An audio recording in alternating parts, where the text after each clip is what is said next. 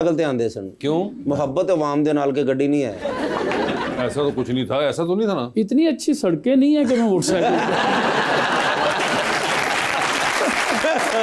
और वो भी नून लीग वालों की जो 30 साल की हुकूमत रही हैं, तो उन्होंने तो सड़कें इतनी अच्छी नहीं अभी भी बनाई सड़कें नहीं। आप तो अभी तो कहते हैं सड़कों पे ही काम हो रहा है। अक्सर आप लोग तनकीद भी सड़कों पे ही करते हैं कि जी सड़कें बनाई जा रहे हैं, सड़कें बनाई जा रहे हैं, तो अभी भी नहीं अच्छी। सर जी नून लीग तो इनिया सड़कें बना रही है, मेरे ड्राइंग रूम जो सड़क कटती यार उन्होंने। मगर आपके ख्याल से भी सड़कें नहीं सही? नहीं कोई। चले, ये तो आप हो गए और हम, क्योंकि हम दोनों पंजाब में हैं तो इसलिए हम उनसे पूछते हैं। मैडम आपका क्या ख्याल है? मुझे लगता है कि कराची में मैं जब से हूँ सड़कें बन रही है, लेकिन कभी कोई सड़क मुझे ठीक नहीं मिली है। ठीक है, पता नहीं ये क्यों होता है। हमारी गवर्नमेंट हमेशा सड़कों पे काम कर रही थी, लेकिन वही सड़क। मगर अभी आप जब लाहौर आई तो आपको कोई फर्क लगा या नहीं? मैं ऑनेस्टली बोलूंगी, मुझे कराची से लाहौर की जो सड़कें हैं वो बहुत अच्छी लगती है।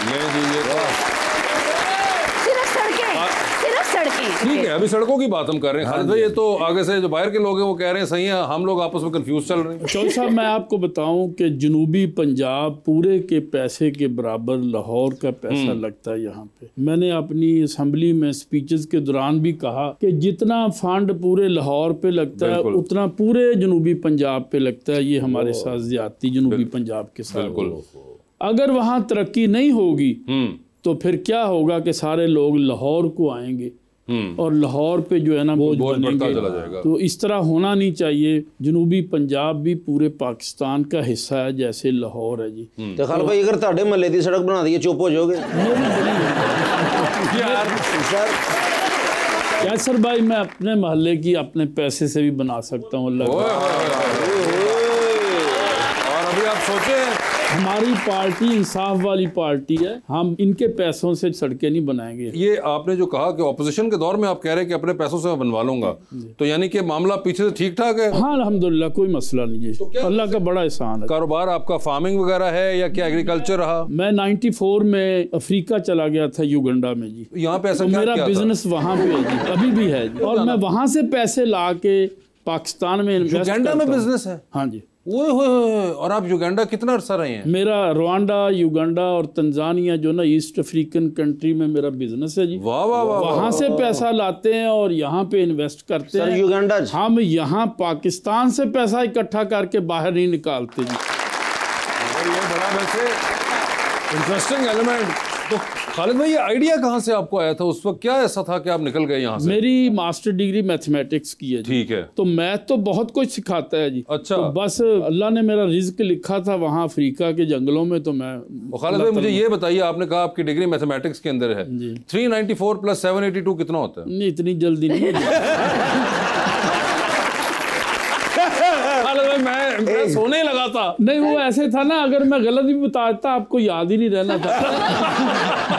आपने युगांडा में कितना टाइम गुजारा? 94 से वहाँ मेरा बिजनेस मैंने स्टार्ट किया था जी। तो स्टिल जो है ना, अब तक जो है ना, टिल मेरा बिजनेस उधर ही है। कोई जुबान को क्या कहते हैं उनकी? जो वहाँ की लोकल जुबानें ऐसी ही हैं जैसे अपने पाकिस्तान में पंजाबी, सराइकी, सिंधी है। हाँ जी, ऐसे वहाँ बहुत सारी हैं। युगांडा जो खालिद भाई, आपने पता कराया कि आप वाकई युगांडा ही गए हैं?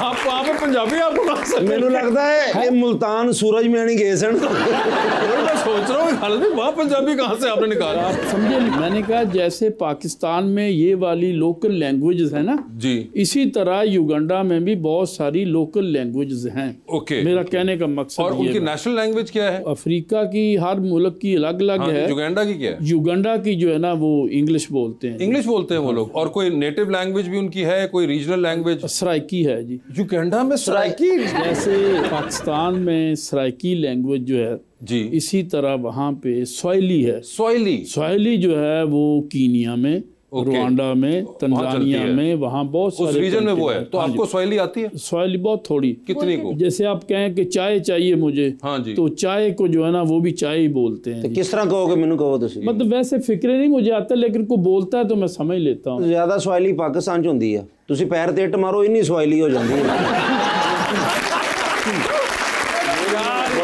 जैसे कहते हैं ना, अपाना जुआ स्वाहिली मींस। अच्छा, जुआ हुआ हमारा। I don't know Swahili.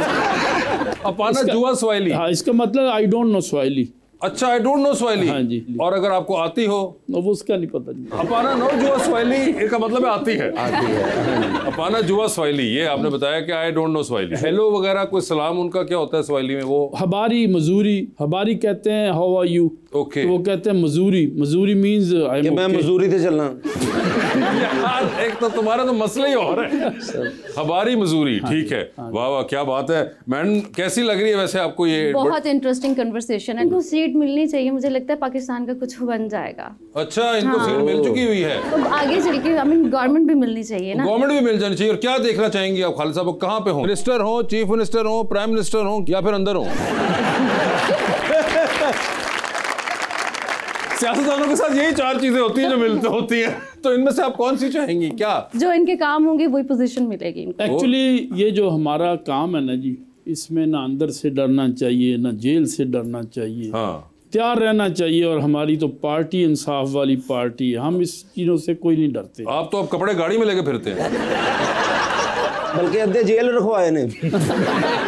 महुआ, आपकी कभी पॉलिटिशियन से मुलाकात हुई है? नहीं। ऐसे ही आपका ख्याल था कि होते हैं पॉलिटिशियंस? हाँ बिल्कुल ऐसे होते हैं, क्योंकि उन्होंने जो ये पहना हुआ है ना ओवरकोट, ऐसे ही मैंने ओवरकोट देखा नहीं, है। वेस्टकोट। वेस्टकोट, अब मुझे इतना नहीं है ना लड़कों के कपड़ों का आइडिया। नहीं, ठीक है, वेस्टकोट है। तो और वेस्टकोट जो पहना हुआ है मैंने अक्सर फिल्मों में देखा है कि ऐसे ही होते हैं। खालिद भाई खुश हो गए ना कि उन्होंने लड़का क्या है।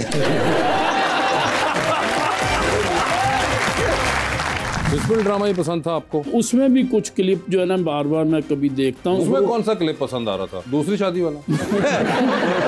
इस तरह के बहुत सारे क्लिप पसंद आते हैं, लेकिन आदमी बोल नहीं सकता।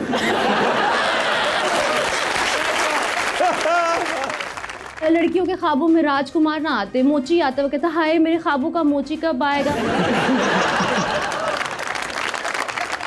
हजारों ख्वाहिशें ऐसी हाँ। कि हर ख्वाहिश पे दम निकले। हाँ। बहुत निकले मेरे अरमां, हाँ। लेकिन फिर भी कम निकले। ऐ शेर तनु बोली गल तो बहुत याद आया ना।